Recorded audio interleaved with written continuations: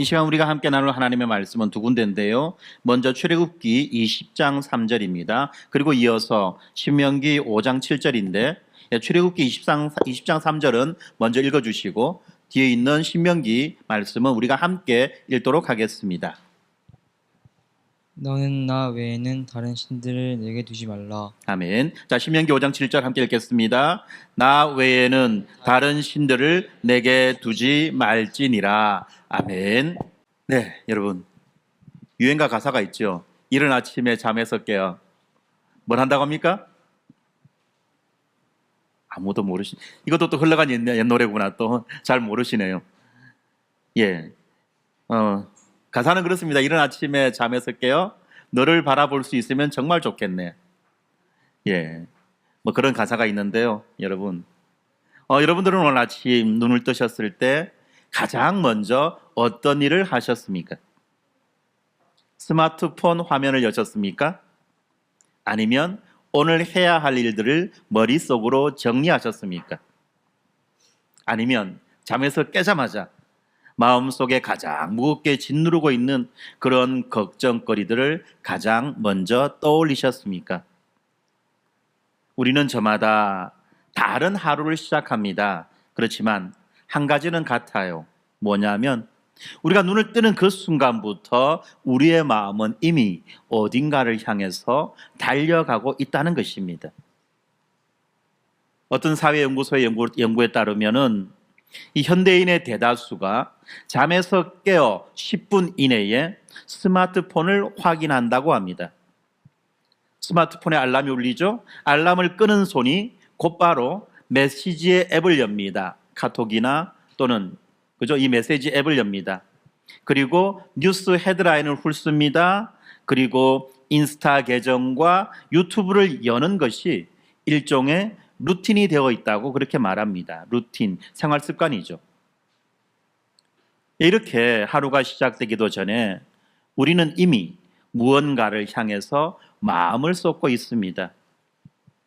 이렇게 마음을 쏟는다. 이런 마음 쏟음은요, 여러분, 사실은 우리의 예배와 맞닿아 있는 것입니다. 마음을 쏟는다는 것은 무언가를 예배한다는 이야기라는 겁니다. 이렇게 예배라는 이야기를 들을 때 여러분 어떻습니까? 많은 사람들이 예배라는 이 종교적 용어를 들을 때는 교회에 와서 찬양하고 기도하고 말씀을 듣는 것을 일반적으로 예배라고 생각합니다. 그런데 성경이 말하는 이 예배는 사실 그런 생각의 범위보다 훨씬 더 넓고 깊다는 것입니다. 우리 인간들은요, 무언가를 예배하지 않고는 살아갈 수 없는 존재들이죠. 중요한 것은 우리가 예배를 하느냐, 예배를 하지 않느냐가 아닙니다. 정말 중요한 것은 우리가 무엇을 예배하는가 하는 것입니다. 여러분 아시죠? 심지어는 이 무신론자도 그리고 또 종교를 혐오하는 사람들도 그들도 결코 예배를 포기한 적이 없습니다. 무슨 말인가? 예배를 드리는 장소만 다를 뿐이지 그들도 또한 다른 어떤 것을 예배하고 있다는 것입니다. 무엇을 예배합니까? 내가 가장 많은 시간과 에너지를 쏟는 것, 힘든 일이 있을 때 가장 먼저 달려가는 것, 또 그것이 내 삶에서, 내 인생에서 빠져버릴 때 내 삶의 의미가, 내 삶의 기초가 흔들린다고 느끼는 것, 바로 이것들이요, 우리가 실제로 예배하는 대상이라는 것입니다. 바로 이 예배의 대상에 관해서 하나님은 십계명의 첫 번째 계명에서 이렇게 말씀하신 것입니다. 너는 나 외에는 다른 신들을 내게 두지 말지니라. 이 계명이 10개의 계명 가운데 가장 먼저 위치하는 아주 중요한 이유가 있습니다. 그것이 뭐냐면 바로 이 첫 번째 계명, 이 계명이 바르게 서면 나머지 9계명은 자연스럽게 따라온다는 것입니다. 다시 말하면 이 1계명이 흔들리게 되면 나머지 모든 계명들이 다 무너져 버리고 만다는 것입니다. 그렇지 않습니까? 하나님을 마음의 중심에 모시는 사람은 이웃을 진정으로 사랑할 수 있습니다. 거짓말을 멀리할 수 있습니다. 탐욕에서부터 자유할 수 있습니다. 그러나 이 하나님의 자리에, 내 마음의 중심에 그 하나님의 자리에 다른 무언가가 들어서는 그 순간 우리의 삶 전체가 조금씩 기울어지기 시작한다는 것입니다.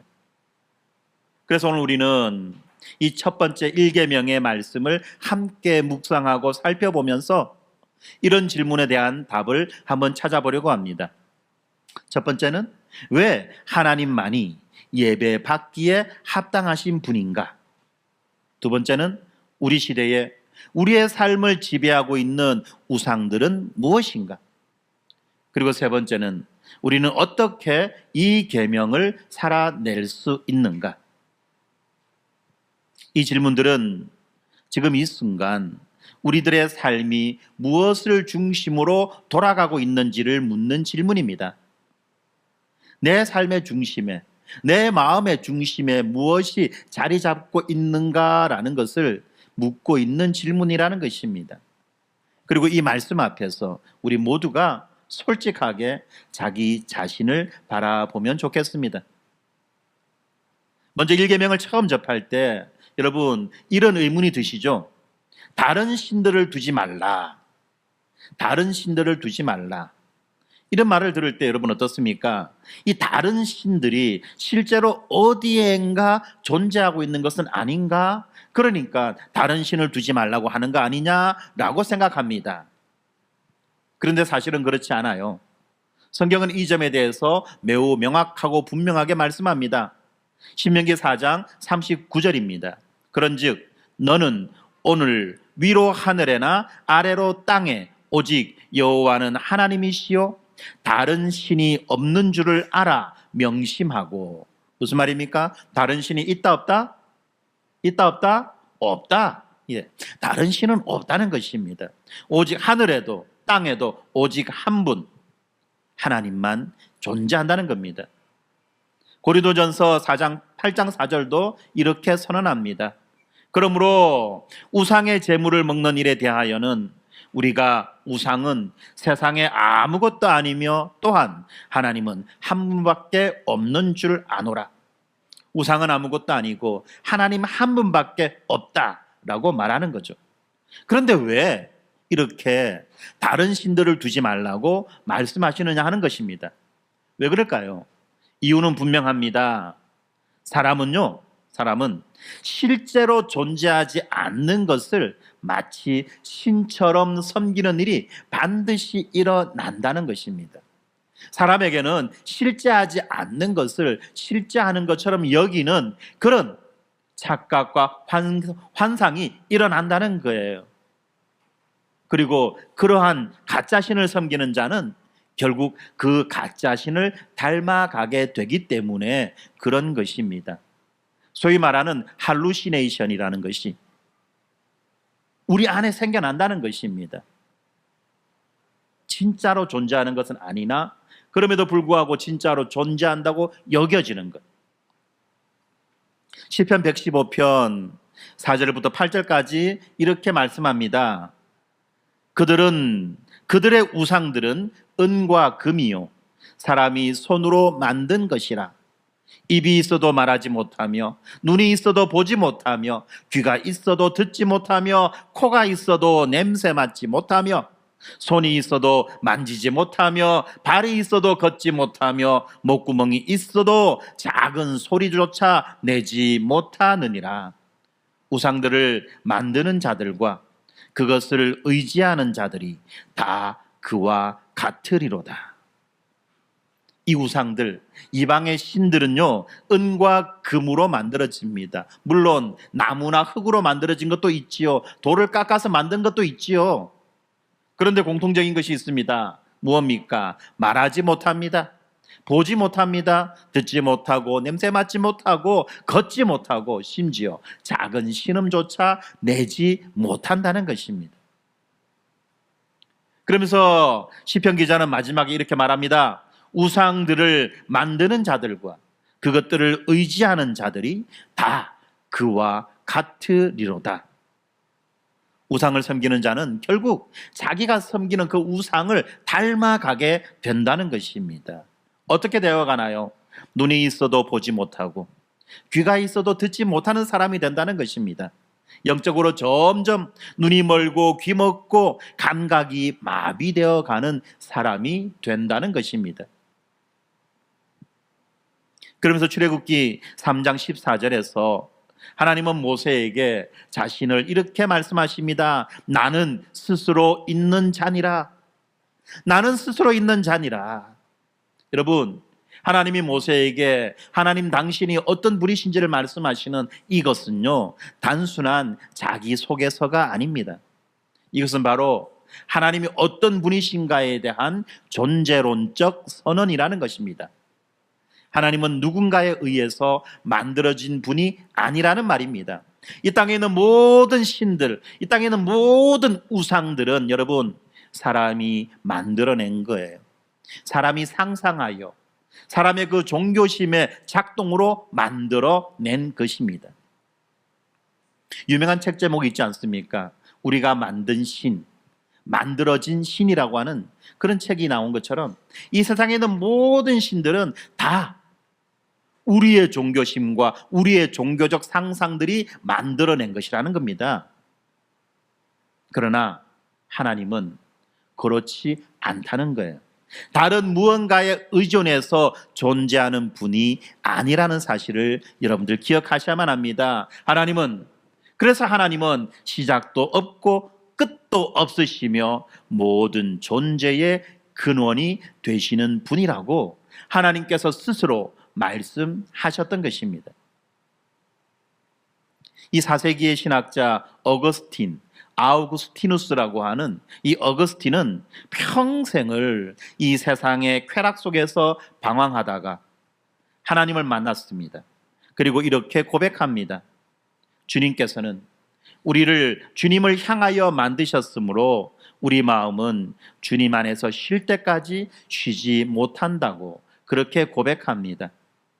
무슨 말이냐? 우리 내면 깊은 곳에는 무언가 무한한 것, 나보다 더 뛰어나는 나를 초월하는 것에 대한 갈망과 공허함이 있다는 것입니다. 이것은 세상의 그 어떤 것으로도 채워지지 않는 것입니다. 이 세상의 성공으로도 재물로도 심지어는 사랑하는 그 사람의 그 사랑으로도 채워지지 않는 그 깊은 공허함이 있다는 것입니다. 그렇지 않나요, 여러분들? 지난주 금요일 날도 제가 말씀을 드렸지만 사람들은 이러한 공허함을 채우기 위해서 마음을 붙일 무언가를 찾습니다. 심지어는 말 못하는 강아지에게도 마음을 붙입니다. 그리고 그 강아지를 의지해서 삽니다. 반려견이라고 하는 거죠. 반려견. 이 짐승에게 마음을 붙이고 그 짐승을 통해서 자기 마음의 공허함을 채우려고 해요. 되겠습니까?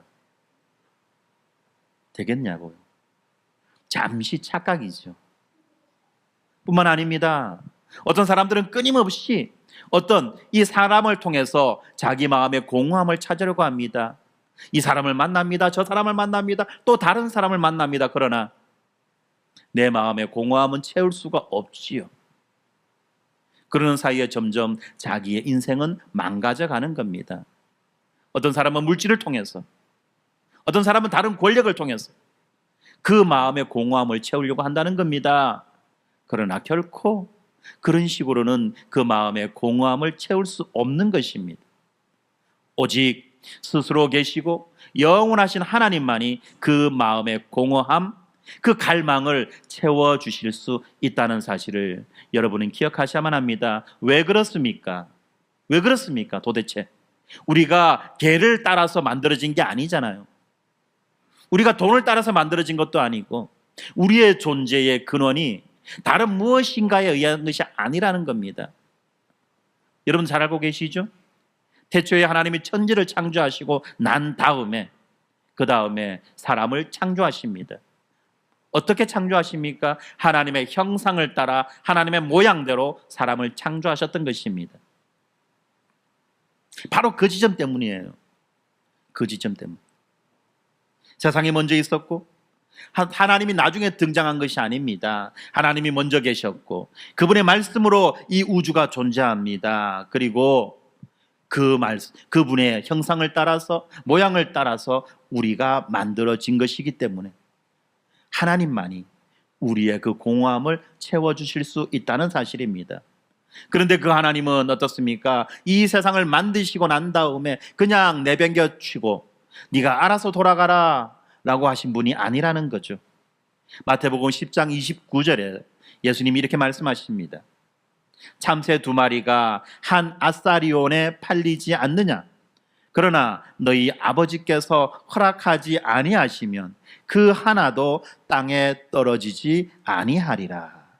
여러분, 한 아사리온, 우리 화폐 개념으로 따지면 한 500원쯤 되나요? 예. 이렇게 값싸게 취급당하는 이 한 마리의 참새도 하나님의 손 안에 있다는 것입니다. 하나님께서 허락하지 않으면 그 참새가 땅에 떨어지지 않는다는 거예요.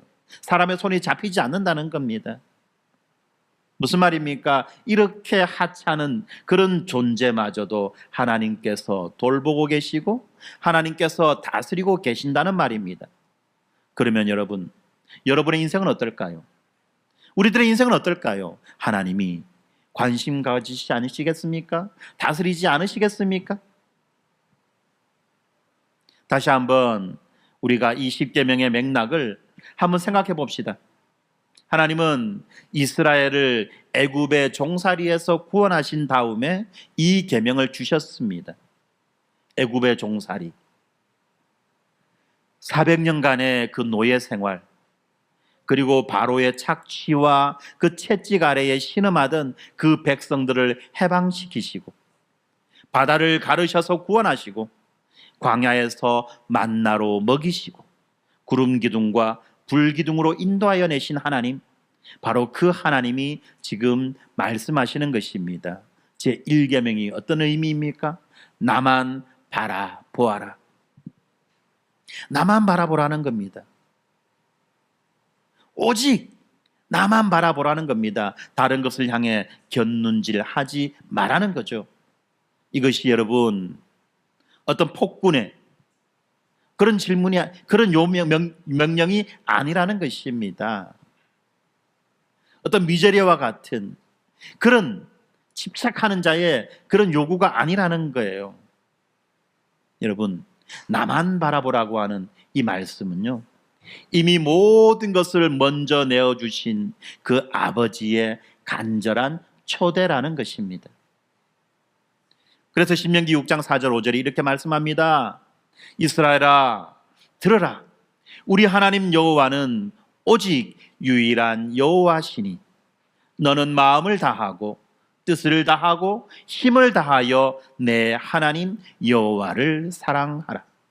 너는 마음을 다하고 뜻을 다하고 힘을 다하여 내 하나님 여호와를 사랑하라. 여기에서 마음을 다하고 뜻을 다하고 힘을 다하여, 마음과 뜻과 힘이라는 이 말은요, 히브리어에서는 우리의 인격 전부를 가리키는 말입니다. 우리의 감정과 우리의 의지와 우리의 능력, 우리의 전 존재로 하나님을 사랑하라는 것입니다. 이렇게 말하면 어떤 분들은 부담이 확 옵니다. 내가 하나님을 사랑해야 된다고? 왜? 내가 다른 거 사랑하면 안 돼? 이런 부담이 온다는 것입니다. 그런 분들은 우리 하나님이 어떤 분이신지를 모르기 때문에 이렇게 말씀하실 겁니다. 여러분, 그렇다면 우리가 어떻게 이런 사랑을 할 수 있겠습니까? 요한일서 4장 19절입니다. 우리가 사랑함은 그가 먼저 우리를 사랑하셨습니다. 아멘. 우리가 하나님을 사랑하는 것은, 우리가 하나님을 사랑할 수 있는 것은 하나님께서 먼저 우리를 사랑하셨기 때문에 이 일이 가능하다는 것입니다. 우리가 먼저 아닙니다. 우리가 먼저 하려고 하니까 낯설고 어색하고 힘든 거예요. 전혀 맞지 않는 것처럼 느껴지는 겁니다. 그러니까 어떤 강요처럼 느껴진다는 겁니다. 하나님이 먼저이십니다. 하나님이 먼저 우리를 사랑하셨습니다. 이걸 먼저 우리가 분명히 알아야 됩니다. 여러분, 여러분의 인생 가운데 하나님이 개입하셨고 여러분의 그 인생을 하나님이 사랑하고 계신다는 것입니다. 여러분, 이 지점을 우리가 분명히 알고 믿어야 하는 것입니다. 이것을 알 때, 이것을 믿을 때 비로소 우리는 하나님의 그 사랑에 대하여 반응할 수 있는 것입니다. 그것이 바로 이렇게 하나님 먼저 우리를 사랑하시고 우리가 그 하나님의 사랑에 반응하는 것, 이것이 바로 제1계명인 것입니다. 그런데 여러분, 이렇게 우리가 하나님만을 사랑하기 위해서 반드시 해결해야 되는 것이 있습니다. 그것이 무엇냐? 바로 우상의 문제입니다. 우상. 여러분, 우상이라는 말을 들을 때 어떻습니까, 여러분? 뭔가 마음에 부담이 확 오죠. 이상한 게 징그럽죠. 그죠? 막 어디서 본 막 이상한 막 그런 막 신상 같은 거, 괴물 같은 거, 막 이런 느낌이 막 듭니다. 그런데 여러분, 우상을 영어로 말하면 뭐죠? 아이돌. 우상을 사랑한다라면은 좀 뭔가 좀 막 이상한데, 아이돌을 사랑한다라면은 뭡니까? 느낌이 달라요. 똑같은 단어입니다. 여러분, 우상이라는 말을 들을 때 어떻습니까? 나는 절에도 안 다니고 다른 종교도 안 믿으니까 어디 전보로도 가지 않으니까 나에게는 우상이 없다. 나는 우상과 아무 상관이 없다. 라고 여길지 모른다는 겁니다. 그런데 여러분, 그렇지 않다는 겁니다. 사실은 무엇이 우상입니까? 진짜 우상이 뭔지 아십니까? 무엇이든지 여러분에게서 하나님보다 더 중요한 것이 우상입니다. 하나님만이 주실 수 있는 것을 다른 데서 얻으려고 한다면 그게 바로 우상입니다. 하나님만이 주실 수 있는 그 안전감, 그 평안함, 그 기쁨을 다른 것을 통해서 얻으려고 한다면 그게 바로 우상이라는 것입니다. 무엇이든지 그것이 내 인생에서 없어졌을 때 내가 살아갈 가치를 별로 느끼지 못한다고 한다면 그것이 바로 가짜 신이라는 겁니다. 그것이 바로 우상이라는 것입니다. 존 칼빈은 더 직접적으로 말씀합니다. 우리 마음은 우상 공장이다. 우리의 마음은 우상 공장이라는 겁니다. 끊임없이 우리는 우리의 마음속에서 수없이 많은 우상들을 만들어낸다는 거예요. 여러분, 우상은 이렇게 먼 산 속에 있지 않습니다. 바다 멀리 있지도 않아요. 우상은 내 마음 안에서 지금 이 순간에도 끊임없이 생산되고 있다는 것입니다. 이 사실을 직시하는 것이 제1계명을 지키기 위한 첫 번째 걸음입니다. 그렇다면 어떻게 이 내 마음에 있는 이 우상을 발견할 수 있겠습니까?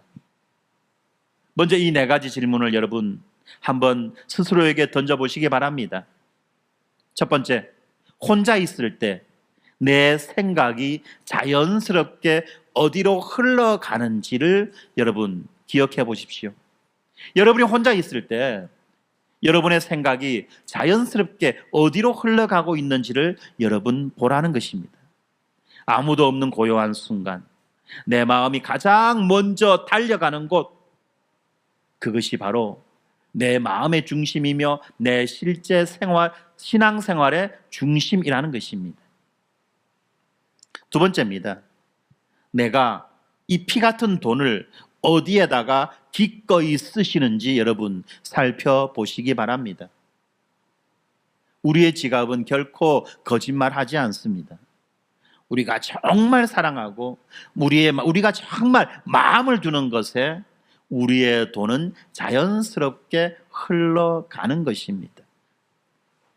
이렇게 말하면 어떤 분들이 이렇게 대답할 겁니다. 아, 그래. 나는 돈을 벌어서 나를 위해서는 결코 단 한 푼도 쓰지 않았어. 예, 그렇죠. 나를 위해서는 쓰지 않았지만 무언가를 위해서는 쓰고 있다는 겁니다. 그러니까 그 많은 돈이 다 지금 어디론가 사라지고 없잖아요. 어디에다 쓰셨냐는 겁니다. 그리고 세 번째입니다. 우리의 기도가 응답되지 않거나 우리가 어떤 것을 잃어버렸을 때, 소중한 것을 잃어버렸을 때 우리가 어떻게 반응하는지를 살펴보라는 것입니다. 무슨 말이냐?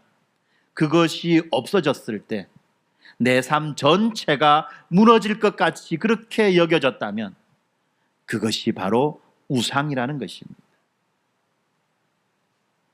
무언가를 잃어버렸을 때 내 삶 전체가 무너지는 것처럼 순간 앞이 아득하고 눈앞이 깜깜해지는 그런 것이 있다 한다면 그것이 우상이라는 것입니다. 네 번째입니다. 우리가 무엇 때문에 조절하기 어려운 불안이나 분노를 느끼는지 살펴보십시다. 무엇 때문에 조절하기 어려운 불안과 분노를 느끼는지, 어떤 상황에서 내가 이렇게 급격한 감정의 변화를 일으키는지 그거를 보라는 것입니다. 이러한 격렬한 감정의 뿌리에는 반드시 위협적인 우상이 숨어 있는 것입니다. 여러분, 지금 여러분들은 어떤 무엇을 마음의 중심에 놓고 이러한 반응들을 보이고 있습니까? 마음이 흘러가고 있습니까? 물질이 사용되어지고 있습니까?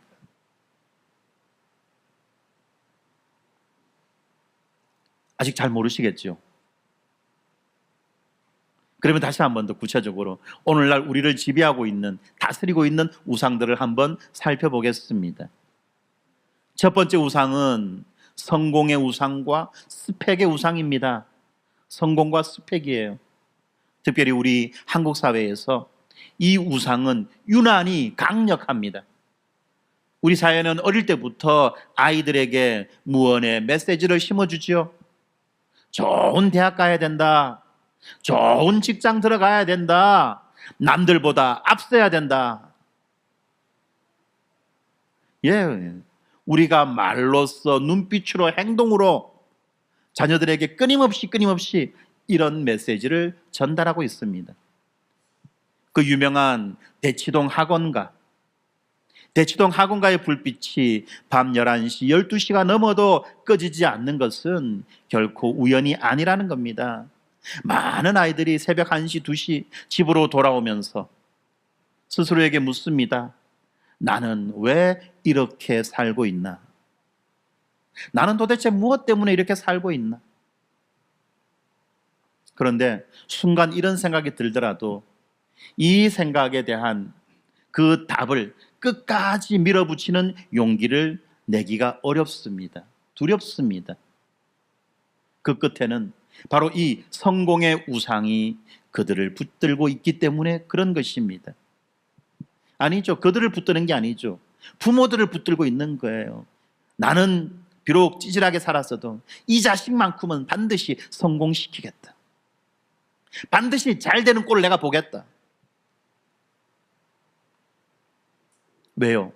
성공한 사람이 인정받고 실패한 사람이 외면받는 문화가 우리 가운데 팽배해 있기 때문에 그렇습니다. 그리고 이 문화가 교회 안으로 들어올 때 우리는 하나님이 아닌 성공을 예배하게 된다는 사실입니다. 말로는 하나님을 예배하지만 그러나 실제로는 우리 마음속에는 너무나도 강고하고 확고하게 이 성공을 예배하고 있다는 것입니다. 이 성공의 우상은 항상 이렇게 말합니다. 네가 이 정도의 성취를 이루면 비로소 너는 가치 있는 사람이 될 수 있다. 네가 이 정도 하면 너는 가치 있는 사람이 될 수 있어. 그렇게 말하고 그렇게 믿게 만듭니다. 그런데 여러분, 이 정도라는 것이 어느 정도입니까 도대체? 이 정도라는 것이 어느 정도입니까 여러분? 좋은 대학이 도대체 어떤 대학입니까? 좋은 직장이 도대체 어떤 직장입니까? 결코 도달할 수 없는 정도가 바로 이 정도라는 겁니다. 좋은 것이라는 겁니다. 왜 그렇지요? 더 큰 성공을 이룬 사람이, 더 나은 스펙을 가진 사람이 항상 옆에 있기 때문에 그런 것입니다.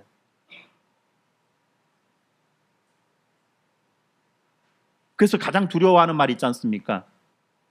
엄친아, 엄친딸, 엄마 친구 아들, 엄마 친구 딸. 우리 아이들이 가장 두려워하는 말이에요. 엄마 친구가 누군지도 몰라요. 한 번도 못 봤어요. 그런데 엄마는 자꾸 그 친구의 이야기를 합니다. 내 친구가 있는데 걔 아들은, 그 집 아들은 어떤지 몰라. 이렇게 잘하는지 몰라. 나는 그 엄마 친구도 본 적도 없고 그 아들 딸도 본 적이, 만난 적도 없어요. 그런데 있어요. 나보다 잘해요. 늘 나보다 잘해요. 네, 더 큰 성공을 이룬 사람이 항상 내 옆에 있다는 겁니다. 그렇기 때문에 성공을 우상으로 삼는 사람은 평생 끊임없이 달려가지만 결코 쉴 수가 없는 것입니다. 두 번째 우상은 돈과 안정의 우상입니다. 돈과 안정. 왜 돈이 필요합니까? 우리가 안정된 삶을 살기 위해서. 예수님은 마태복음 6장 24절에서 이렇게 말씀하십니다. 한 사람이 두 주인을 섬기지 못할 것이니 너희가 하나님과 재물을 겸하여 섬기지 못하느니라. 이 재물, 헬라어로는 이 재물을 맘몬이라고 그렇게 말합니다. 맘몬.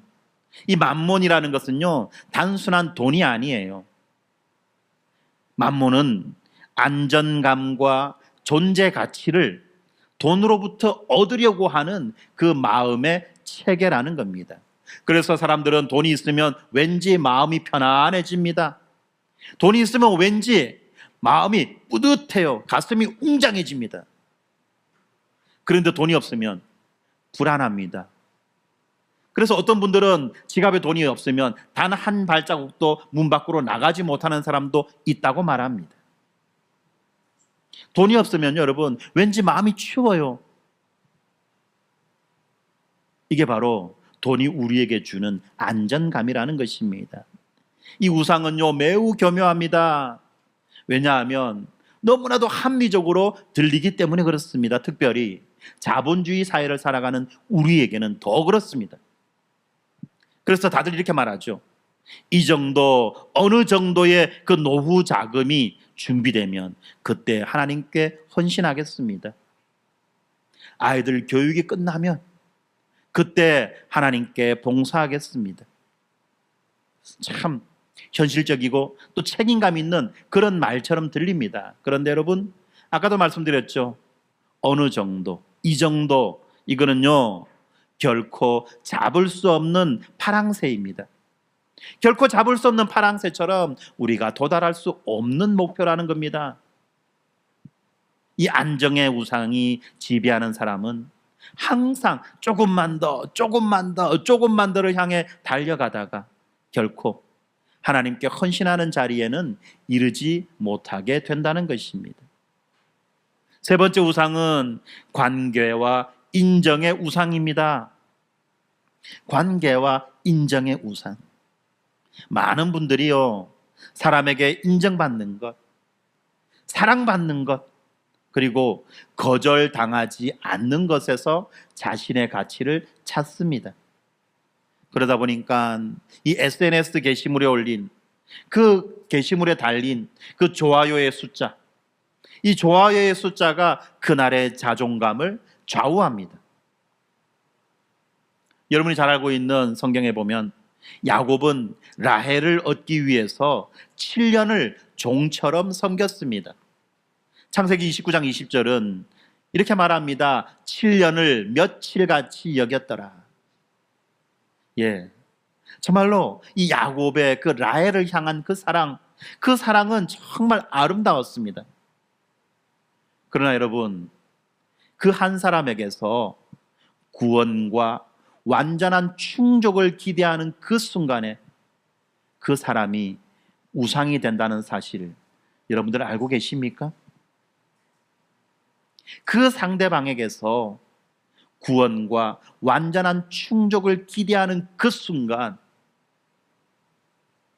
바로 그 사람이 내 마음에서 하나님의 자리를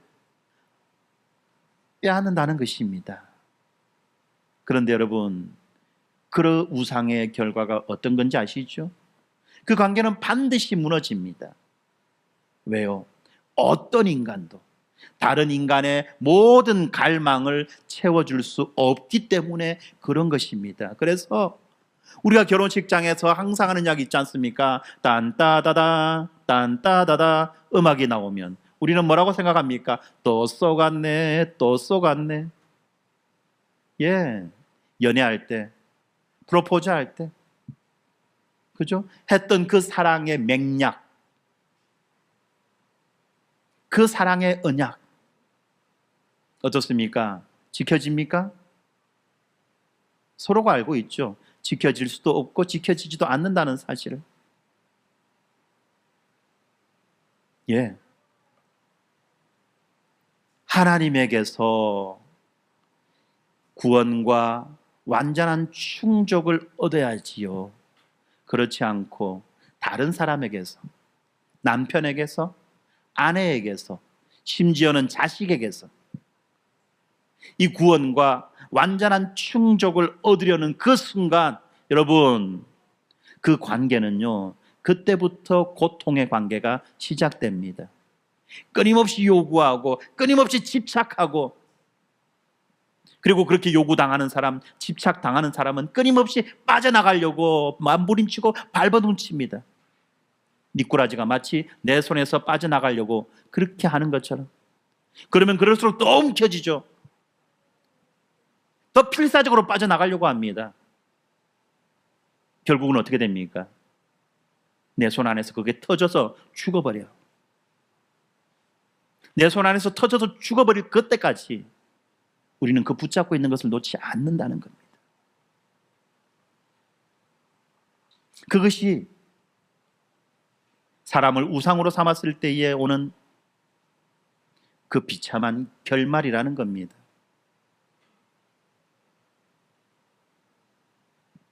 여러분, 우상은 멀리 있지 않습니다. 다시 말씀드리지만 하나님보다 더 중요하게 여기는 그 무엇이든지 그것이 지금 내 마음 안에 있다는 것입니다. 지금까지 이렇게 우상의 이야기를 들으면서 혹시 여러분의 마음이 불편해지지는 않았는지 모르겠습니다. 그 불편함, 이것은 당연한 반응입니다. 여러분, 그 불편함을 합리화시키지 마세요. 그 불편함에 대해서 이유를 대지 마세요. 불편함은 불편함입니다. 왜 이렇게 불편함을 느낄까요? 우리 중 그 누구도 이 계명으로부터 자유롭지 않기 때문에 느끼는 불편함입니다. 그리고 여전히 그 우상을 놓치고 싶지 않은 그 미련과 집착이 내 안에 있기 때문에 가지는 불편함이라는 겁니다. 그래서 우리는 솔직히 인정해야만 합니다. 우리는 나 외에 다른 신을 섬기지 말라고 하는 제1계명을 지키지 못했습니다. 이 제1계명을 우리는 지키지 못했다는 겁니다. 왜요? 우리는 하나님 외에 다른 것들을 마음의 중심에 두고 살고 있습니다. 성공을 위해서 하나님의 말씀을 약화시켰고, 안정을 위해서 주님의 부르심에 귀를 막았고, 사람들의 인정을 위해서 하나님의 시선을 외면했던 것입니다. 이게 단순한 실수가 아닙니다. 아십니까, 여러분? 이러한 것들이 바로 하나님과의 언약을 저버린 죄라는 사실입니다. 이게 바로 죄예요. 남편에게 집착하는 것, 자식에게 집착하는 것, 아내에게 집착하는 것이 죄라는 사실입니다. 돈을 집착하는 것 말할 것도 없지요. 성공을 향해서 맹렬히 목숨 걸고 달려가는 것도 또한 죄라는 사실입니다. 여러분, 제가 여러분들을 정죄하려고 하는 말이 아닙니다. 우리가 처한 상황을 우리가 똑바로 바라보자라고 하는 그 마음 때문에 그런 것입니다. 저도 또한 여러분과 동일한 그런 죄인입니다. 그런데 여러분, 이 계명을 단 한 번도 어기지 않은 분이 계십니다. 바로 예수 그리스도이십니다. 예수님은 광야에서 40일간을 금식하셨습니다. 그리고 모든 육체가 가장 연약해진 그 순간에 사탄이 찾아옵니다. 그리고 사탄은 예수님 앞에 이 천하 만국과 그 만국의 영광을 펼쳐 보이며 이렇게 말합니다. 만일 내게 엎드려 경배하면 이 모든 것을 너에게 줄 것이다. 세상의 영광 전체를 보여주며 예수님에게 제1계명을 포기하라고 그렇게 유혹합니다. 그때 예수님은 이렇게 말씀하십니다. 마태복음 4장 10절입니다. 사탄아 물러가라. 기록되었을 때 주 너의 하나님께 경배하고 다만 그를 섬기라 하였느니라. 아멘. 그렇습니다. 돈도 권력도 안정도 세상의 모든 영광도 그 어떤 것도 예수님에게서 하나님의 자리를 빼앗지 못했습니다. 이것이 바로 제1계명의 완전한 성취라는 것입니다. 오직 하나님 아버지만을 예배하고 오직 하나님의 뜻만을 따르는 그 삶, 그것이 바로 예수님의 삶 전체였다는 것입니다. 하나님은 거룩하신 분입니다. 이렇게 거룩하신 하나님은 우리가 우상을 섬기는 죄를 결코 무시하시지 않으십니다. 그래서 출애굽기 20장 5절에 보면 하나님은 자신을 질투하는 하나님이다라고 말씀하십니다. 질투하는 하나님. 우리가 이 말을 들을 때 또 어떤 사람들은 이런 생각을 합니다. 하나님, 그렇게 크고 넓으신 하나님이, 크고 전능하신 하나님이 무슨 질투를 그래 하십니까? 째째하게. 질투는 우리 같은 하찮은 인간들이나 하는 거지. 그렇게 사랑이 풍성하신 하나님이 무슨 질투를 하신단 말입니까? 이거는 질투에 대한 오해와 착각입니다. 이 질투, 하나님의 이 질투는 인간의 이기적인 질투와는 다릅니다. 그것은 바로 언약 관계가 깨어졌을 때 가지는 의로운 아픔이라는 겁니다. 언약 관계가 깨어졌을 때 가지게 되는 의로운 아픔이 바로 이 질투입니다. 무슨 말이냐? 신실한 배우자가 상대의 그 배신 앞에서, 상대방의 그 불륜 앞에서 느끼는 그 깊은 상처, 그 깊은 상처가 바로 질투라는 겁니다. 아픔이라는 것입니다. 하나님은 우리가 우상을 섬길 때 그런 마음으로 아파하신다는 것입니다. 이게 바로 하나님이 말씀하시는 질투라는 것입니다. 그리고 우리는 이 죄의 심각성 앞에 서야만 합니다. 내가 했던 그 행위들이, 그 일들이 도대체 얼마나 하나님을 질투나게 하셨는가? 라는 그 심각성 앞에 서야만 합니다. 그리고 동시에 우리는 복음을 들어야만 합니다. 겟세마네 동산에서 예수님은 이렇게 기도하셨습니다. 아버지여, 만일 아버지의 뜻이거든 이 잔을 내게서 옮기시옵소서. 그러나 내 원대로 마시옵고 아버지의 뜻대로 되기를 원하나이다. 내 원대로 마시옵고 아버지의 뜻대로 되기를 원하나이다. 자신의 원함보다도 아버지의 뜻을 앞세우는 것, 이것이 바로 제1계명의 정신입니다. 예수님은 십자가에서 우리의 모든 우상 숭배의 죄를 담당하셨습니다.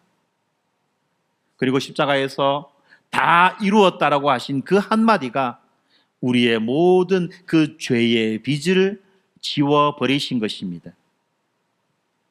에베소서 1장 4절 5절에 하나님은 창세전에 그리스도 안에서 우리를 선택하셔서 우리가 사랑 안에서 거룩하고 흠없이 되도록 하시고 예수 그리스도로 말미암아 우리를 하나님의 자녀가 되게 하셨다라고 말씀하십니다.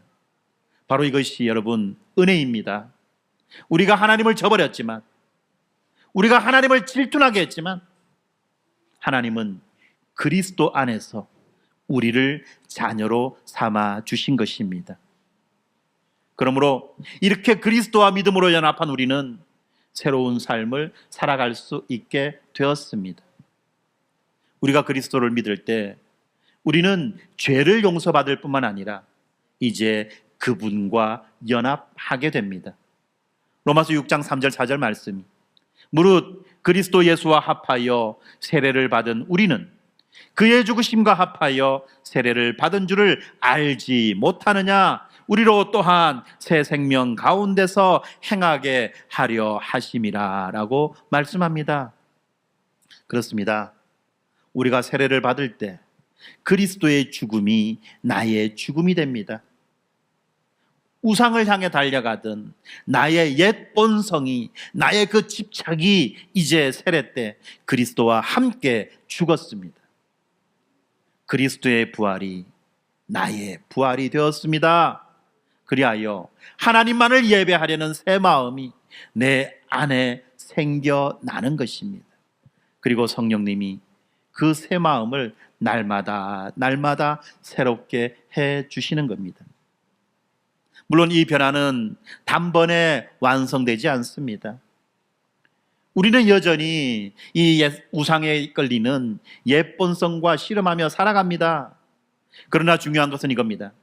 우리가 싸워서 이기는 것이 아니라 이미 이기신 분 안에 있는 우리가 그 승리를 날마다 살아내는 것입니다. 이미 이기신 분 안에 있는 우리가 그 승리를 날마다 살아낸다는 것입니다.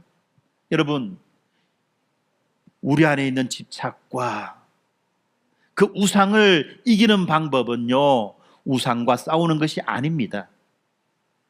이렇게 우리가 우상과 싸우면요, 우리는 매번 패합니다. 그러면 어떤 것입니까? 하나님을 더 깊이 알고 더 깊이 사랑하는 것입니다. 더 크고 더 아름다운 것이 우리의 마음을 가득 채울 때 이제 작은 우상들은 더 이상 매력을 잃어버리는 것입니다. 그것이 바로 그리스도인의 삶인 것입니다. 오늘 우리는 제1계명을 통해서 세 가지를 함께 살펴보았습니다. 하나님 외에 다른 신은 없다. 그러나 우리 마음은 끊임없이 날마다 우상을 만들어낸다. 하지만 예수 그리스도가 이 계명을 완성하셨고 우리는 그분 안에서 이 계명을 살 수 있다는 것입니다. 이제 마지막입니다. 그러면 우리는 어떻게 이 계명을 교회 공동체로서 살아낼 수 있겠습니까? 먼저 우리는 주일의 예배를 회복해야만 합니다. 주일의 예배를 회복해야만 합니다. 주일 공예배는 단순한 종교 행사가 아닙니다. 그럼 무엇입니까? 한 주간 수많은 우상들의 그 유혹 속에서 살아온 하나님의 백성들이 함께 모여 오직 하나님만이 우리들의 하나님이십니다라고 선포하는 그 자리가 바로 오늘 이 시간 이 공예배의 자리인 것입니다. 월요일부터 토요일까지 직장에서, 학교에서, 그리고 가정에서 수많은 우상들과 부딪히며 흔들렸던 우리가 주일마다 이 자리에 모여서 함께 무릎 꿇는 것, 이것이 바로 제1계명을 공동체적으로 살아내는 첫 번째 방법입니다. 두 번째, 우리는 예수님을 더 깊이 알아가야만 합니다. 요한복음 14장 9절에서 이렇게 말씀합니다. 예수께서 이르시되 빌립아, 내가 이렇게 오래 너희와 함께 있으되 네가 나를 알지 못하느냐? 나를 본 자는 아버지를 보았거늘 어찌하여 아버지를 보이라 하느냐? 우리가 예수님을 알면 알수록 하나님이 어떤 분이신지 더 선명하게 보입니다. 그리고 그분을 깊이 알면 알게 될수록 우상의 공허함이 더 선명하게 드러나는 것입니다. 여러분, 우상과 이기는 방법은 우상과 싸우는 것이 아니라 하나님을 더 사랑하게 되는 것입니다. 하나님을 더 사랑하는 것이 우상과의 싸움에서 이기는 것입니다. 그분이 얼마나 크고 아름다운 분이신지를 깨달아 알아갈 때 우상들은 이제 그 매력을 잃어버리는 것입니다. 여러분은 무엇에 집착하십니까? 무엇에 목말라 하십니까? 그리하여 그것을 얻지 못했기 때문에 마음속에 어떤 원망이 여러분 속에 생겨나고 계십니까? 여러분, 하나님을 더 깊이, 더 많이 알아가십시오. 그렇게 될 때 여러분의 집착과 여러분의 그 원망은 눈 녹듯이 사라져 버릴 것입니다. 세 번째입니다. 우리는 서로 사랑함으로 하나님을 예배해야만 합니다. 하나님을 사랑하는 자는 이웃을 사랑합니다. 요한일서 4장 20절에 이렇게 말합니다. 누구든지 하나님을 사랑하노라 하고 그 형제를 미워하면 이는 거짓말하는 자니 보는 바 그 형제를 사랑하지 아니하는 자는 보지 못하는 바 하나님을 사랑할 수 없느니라. 그렇습니다. 그래서 우리는 교회의 지체를 위해서 시간을 내고 재물을 나누고 아픔을 함께 짊어집니다. 그것이 바로 하나님께 드리는 살아있는 우리들의 예배입니다. 이웃사랑이 제1계명의 열매라는 사실을 여러분들 기억하시기 바랍니다. 사랑하는 여러분, 이번 한 주간 스스로에게 솔직하게 물어봅시다. 나의 마음에서 하나님이 정말 첫 번째 자리를 차지하고 계신가?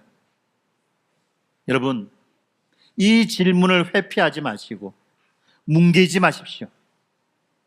그리고 이 질문에 대해서 대답하기에 자신이 없다면 지금 당장 예수님 앞으로 나아가십시오. 그분은 우리의 모든 우상을 이기신 분이며 우리를 위해 우리의 그 우상 숭배의 형벌을 담당하신 분이십니다.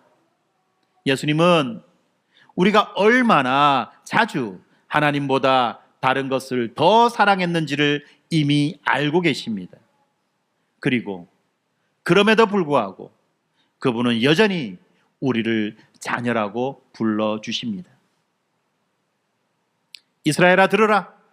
우리 하나님 여호와는 오직 유일한 하나님이시니 너는 마음을 다하고 뜻을 다하고 힘을 다하여 내 하나님 여호와를 사랑하라.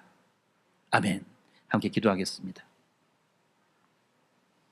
하나님 아버지, 오늘 십계명의 첫 번째 말씀 앞에서 우리가 얼마나 많은 것들을 하나님보다 더 사랑해 왔는지를 돌아보았습니다. 성공과 안정과 그리고 사람의 인정을 하나님보다 앞자리에 두었습니다.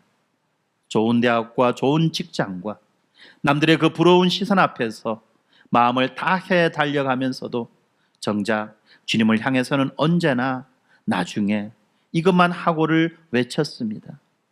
주님, 우리들의 이 잘못을 용서하여 주시옵소서. 그러나 주님, 우리를 위해 십자가를 지신 예수 그리스도 안에서 우리는 이미 용서함을 받았습니다. 우리의 모든 우상 숭배의 죄를 담당하시고 다 이루었다고 하신 그 은혜에 깊이 감사드립니다. 이번 한 주간 우리 마음의 우상들이 무엇인지 돌아보게 하여 주시고 이 우상들을 내려놓고 오직 주님만을 바라보는 첫걸음을 내딛게 하여 주시옵소서. 우리의 예배가, 우리의 일상이, 우리의 나눔이 모두 주님을 향한 살아있는 예배가 되게 하여 주시옵소서. 오직 주님만이 우리의 하나님이십니다. 예수님의 이름으로 기도드립니다. 아멘.